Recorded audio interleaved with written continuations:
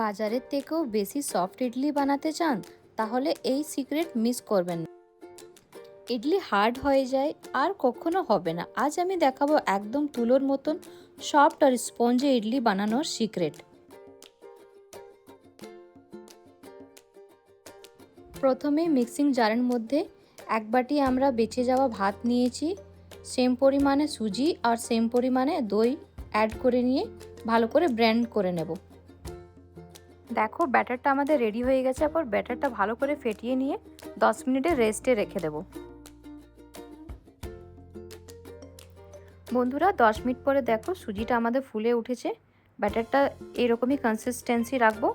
নুন অ্যাড করে দিলাম পরিমাণ মতো আর আধা চামচের মতন ইনো অ্যাড করে মিক্স করে দেব। তারপরে ইডলির যে সাঁচাটা আছে তার মধ্যে আমি হালকা অয়েল গ্রিস করে দিয়েছিলাম।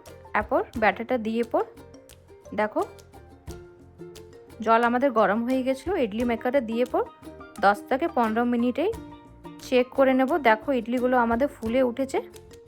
বাহ, দেখুন তো কি নরম আর স্পঞ্জি ইডলি। একবার বানালে বারবার এই রেসিপি ট্রাই করবেন। বন্ধুরা আমার রেসিপি ভালো লাগলে অবশ্যই লাইক, শেয়ার অ্যান্ড কমেন্ট করে দিবেন।